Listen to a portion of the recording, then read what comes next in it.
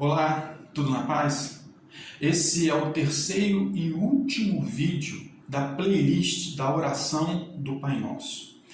O ideal é que você tenha assistido os dois últimos vídeos para você ter um entendimento melhor sobre o assunto. Basicamente, nós podemos dividir a oração do Pai Nosso em dois grandes blocos. O primeiro bloco, que é a primeira parte da oração. Pai nosso que estás nos céus, santificado seja o teu nome, venha a nós o vosso reino, seja feita a tua vontade, assim na terra como no céu. Esse primeiro bloco nós já explicamos detalhadamente nos dois últimos vídeos. E o segundo bloco, que é o assunto deste vídeo. E no segundo bloco, na verdade, são atitudes práticas que Deus espera de nós. E esse segundo bloco ele começa com o pão nosso de cada dia nos dai hoje. E isso tem se tornado um grande desafio para nós confiarmos e descansarmos na provisão diária que Deus nos dá. Nós somos extremamente preocupados e ansiosos com o dia da manhã. O próprio Senhor Jesus, no capítulo 6 de Mateus, que é o mesmo capítulo da oração do Pai Nosso, ele diz assim, olha, não andeis ansiosos pelo que haver de comer, beber e vestir. E no versículo mais à frente ele fala, mas buscai em primeiro lugar o reino de Deus e a sua justiça. E todas as demais coisas realmente é o que nós havemos de beber, comer e vestir, todas as demais coisas vos serão acrescentadas. Então, há essa preocupação.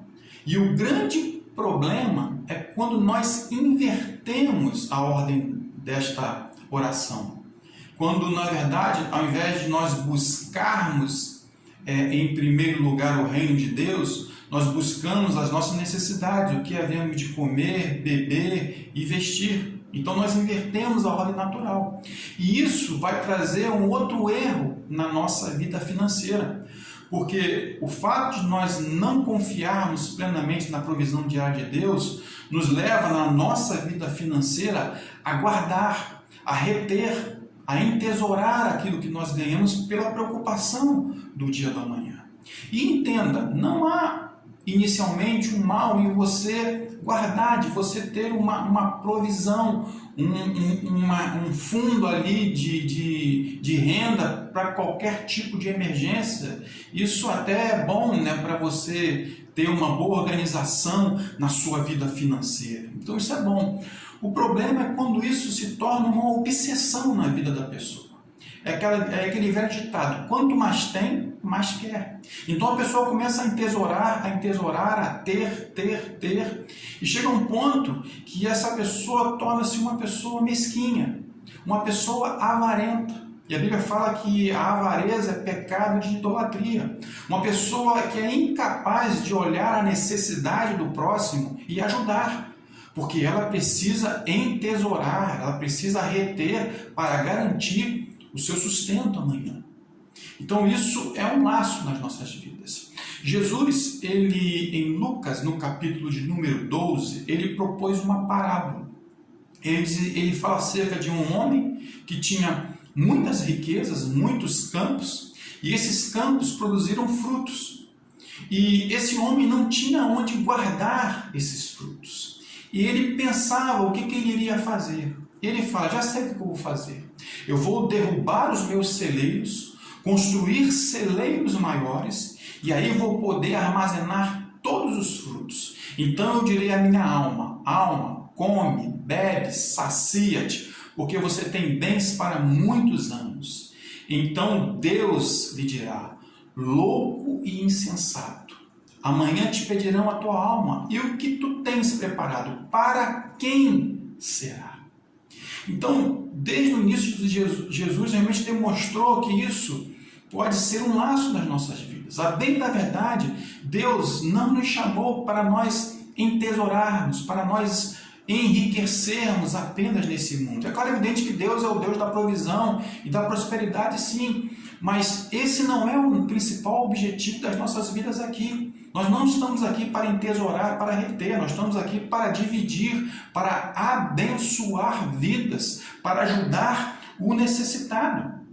Então, o que Deus espera de nós quando Ele nos dá a prosperidade é com esse objetivo de você abençoar outros. A bênção que Deus te deu, você compartilhar para Ele com outras pessoas.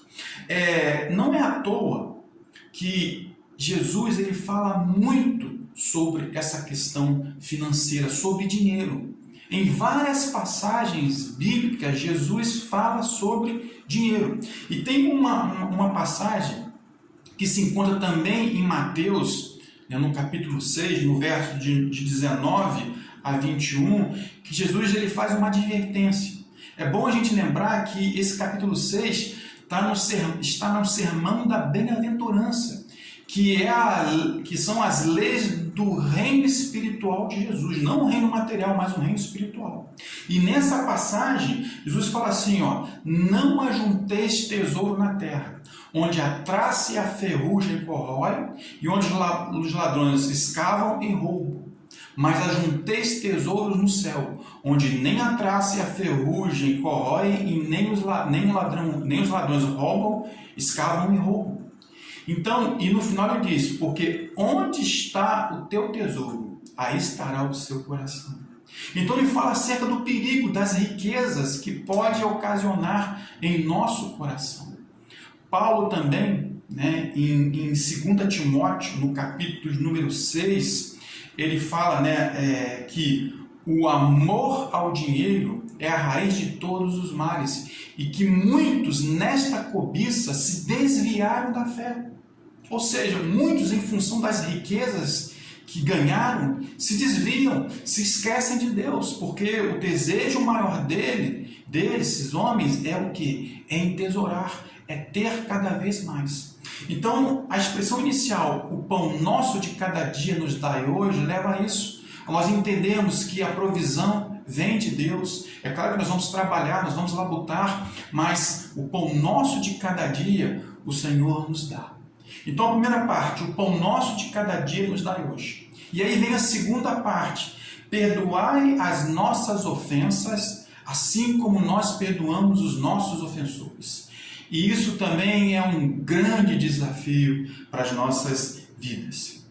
Jesus, ele passou um período de 3 anos junto com os seus discípulos, ensinando, ministrando aos seus discípulos. E esses discípulos viram Jesus fazer grandes sinais e prodígios. Eles viram Jesus curar enfermos, expulsar demônios, ressuscitar mortos. Mas quando Jesus ele vai falar acerca do perdão, e ele fala que não se deve perdoar apenas 7, mas 70 vezes 7, ou seja, incondicional, é nesse momento que os discípulos fazem um pedido a Jesus, fala, Senhor, aumenta-nos a fé. É interessante porque em nenhum outro momento os discípulos falaram isso. Nas palavras dos discípulos falam assim, Senhor Jesus, nós cremos que nós podemos expulsar demônios, que nós podemos curar enfermos, ressuscitar mortos, mas perdoar 70 vezes 7, isso eu acho que a gente não dá conta, Senhor. Senhor, aumenta-nos a fé. Então, a questão do perdão, ele é um grande desafio para as nossas vidas. Ele fala, e nessa oração fala, perdoai as nossas ofensas, assim como nós perdoamos os nossos ofensores. No reino de Deus, no reino do Pai, perdão não é uma opção, não é uma possibilidade, é uma obrigação. É dessa forma que funciona o reino de Deus. E isso fica muito claro no versículo seguinte, logo depois da oração do Pai Nosso. Depois que termina a oração do Pai Nosso, no versículo 14, Jesus diz o seguinte, se perdoardes os homens as suas ofensas, também o vosso Pai vos perdoará. Se não perdoardes as ofensas do seu irmão, tampouco o vosso Pai vos perdoará. Olha que coisa tremenda. Nós recebemos o perdão de Deus à medida que nós perdoamos aquele que tem nos ofendido. Ou seja, se eu perdoo muito, eu recebo muito perdão de Deus. Se eu perdoo pouco, eu recebo pouco perdão de Deus. Isso tem que gerar um temor no nosso coração. Por isso que perdão, ele não é uma opção. É uma obrigação das nossas vidas. Nós temos que perdoar, independente da situação. É um desafio. E perdão não é sentimento. Muitas pessoas falam, não, eu não senti ainda perdoar. Você nunca vai sentir, porque a sua carne, a sua alma nunca vai querer perdoar. Mas é uma decisão baseada na vontade do Pai. E até mesmo no final do seu ministério, quando Jesus estava naquela cruz, morrendo naquela cruz, crucificado, sofrendo dores terríveis, ele faz a seguinte declaração: Pai, perdoa-lhes, eles não sabem o que fazem. Isso é constrangedor, queridos. Nós temos que perdoar. Então, perdoai as nossas ofensas, assim como nós perdoamos os nossos ofensores. A outra parte, não nos deixe cair em tentação. O desejo do Pai, o desejo de Deus é que nós não venhamos cair em tentação. Porque quando nós caímos em tentação, nós pecamos. E quando nós pecamos, nós nos distanciamos de Deus. Porque a Bíblia fala que o pecado faz a separação entre Deus e o homem. E é por isso que o desejo de Deus é que nós não venhamos cair em tentação. E aí tem uma passagem em Mateus, no capítulo de número 26, no verso 41, que Jesus ele vai nos ensinar a não cair em tentação. Diz o texto assim: vigiai e orai, para que não entreis em tentação. O espírito, na verdade, está pronto, mas a carne é fraca. Então Jesus aqui ensina, nós temos que vigiar e orar, para nós não entrarmos, nós não cairmos em tentação. E vigiar, de uma forma bem resumida, é fugir da aparência do mal. Paulo, falando a Timóteo era um jovem que Paulo estava preparando para o ministério, e numa passagem lá em 2 Timóteo, no capítulo de número 2, Paulo faz a seguinte orientação para Timóteo: Timóteo, foge das paixões da tua mocidade. Foge. E fugir, querido, é justamente isso. É você evitar determinadas situações, ambientes, lugares ou até mesmo pessoas que vão tentar a sua fé, que vão afrontar a sua fé. Isso é você fugir da aparência do mal. Vigiar. Então, se, por exemplo, você é uma pessoa que no passado teve problemas com álcool, com bebida alcoólica, você não vai se submeter a um ambiente onde está sendo servido bebidas alcoólicas, porque aquilo ali você pode cair em tentação. Então, você tem que evitar esses ambientes, que são ambientes nocivos à sua fé. Isso é você ser vigilante, vigiar, evitar. Se você é uma pessoa que teve problema na área sexual, como pornografia, prostituição, adultério, você não vai se envolver em ambientes promíscuos, de promiscuidade. Então você evita esse ambiente, você evita pessoas, para não cair em tentação. Então, essa vigilância, ela justamente está relacionada a isso, coisas que irão afrontar a sua fé, que vão testar a sua fé. Então foge dessas situações. E quando nós fugimos disso, nós também evitamos cair nas armadilhas que o inimigo coloca para nós. A minha querida mãe, já falecida, ela sempre falava: olha, o diabo ele é astuto. E ele é astuto realmente, né? A Bíblia fala que ele está ao nosso derredor, rugindo como leão, buscando a quem possa tragar. Então ele sabe das nossas fraquezas, ele sabe do seu passado. Então ele vai tentar nessa área. E pode ter certeza, ele vai criar circunstâncias, situações, pessoas, para que você possa cair em tentação. Então, nós temos que vigiar. Agora, não somente vigiar, a Bíblia fala também sobre oração. Devemos vigiar e orar. E a oração, quando nós falamos de oração, nós sempre relacionamos a questão da oração de pedir algo a Deus, de receber algo da parte de Deus, né? Uma cura, né? Um problema na família, ou seja lá o que for. E é claro que a oração ela tem esse objetivo também, né? Tiago ele fala lá em Tiago 5, né, que nós devemos orar uns pelos outros para sermos curados. Então é lícito pedir.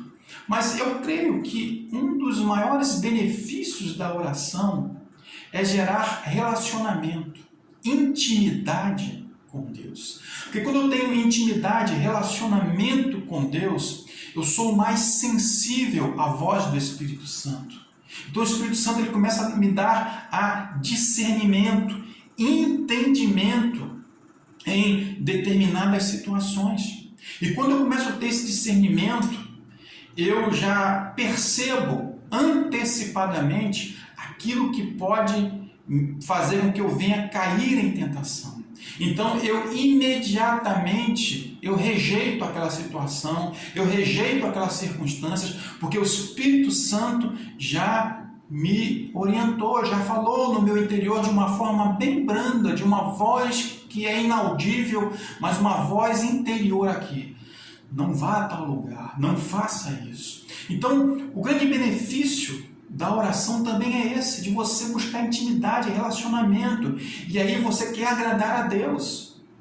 E se você quer agradar a Deus, você não vai querer pecar, você não vai querer errar o alvo, você vai querer realmente se santificar cada vez mais. Por isso, nós devemos, para não cair em tentação, vigiar e orar. Agora, vigiar e orar em todo o tempo. Lucas fala isso. Vigiai e orai em todo o tempo. Nós devemos também desenvolver práticas de oração diária, de vigilância todos os dias. Tenha o hábito de orar todos os dias ao acordar, antes de fazer qualquer coisa. Ore, coloque sua vida diante de Deus. Ore o Pai Nosso. Eu tenho tido sempre o hábito de toda manhã orar o Pai Nosso com entendimento, com discernimento, não com uma reza automática. E aí eu inicio o meu dia. Então, crie o hábito de orar e vigiar o tempo todo. Porque aí nós não vamos cair em tentação. Então não nos deixe cair em tentação. E o final, mas livrai-nos do mal. Na verdade, essa última parte, livrai-nos do mal, ela será uma consequência das minhas escolhas. Se eu escolho santificar o nome do Pai, se eu escolho buscar em primeiro lugar o reino de Deus, se eu escolho perdoar aqueles que me ofendem, e se eu escolho também ser vigilante e orando o tempo todo, naturalmente Deus irá me livrar do mal, porque eu estou me posicionando da forma correta. Existe um princípio que é um princípio natural, mas que é aplicado no plano espiritual, que é a lei da semeadura. Nós colhemos aquilo que nós plantamos, e no mundo espiritual isso é uma realidade. Paulo fala lá em Gálatas, no capítulo 6, ele diz, olha, não vos enganeis, de Deus não se zomba, porque aquilo que o homem semear, isso também se fará. Porque os que semeiam na corrupção, da corrupção, colherão coisas ruins. Mas os que semeiam para o Espírito, do Espírito, eles colherão a vida eterna. A semeadura é um processo natural. Então, quando nós realmente colocamos em prática tudo que a oração do Pai Nosso se estabelece para nós, Ele vai nos livrar do mal, ok? Então aqui nós terminamos esse estudo da oração do Pai Nosso. Espero que isso tenha sido bênção para a sua vida. Se você não assistiu os outros vídeos, assiste na ordem e coloque em prática, reflita. E que isso sirva de edificação para a sua vida, crescimento para a sua vida. Mais uma vez eu falo, né, se isso foi bênção para você, divulgue o canal. Se você não é inscrito, se inscreva, né, faça o seu comentário, né, ative as notificações, o sininho, para que, né, outras pessoas também possam ser abençoadas. Deus te abençoe e nós nos encontramos aqui mesmo no próximo vídeo.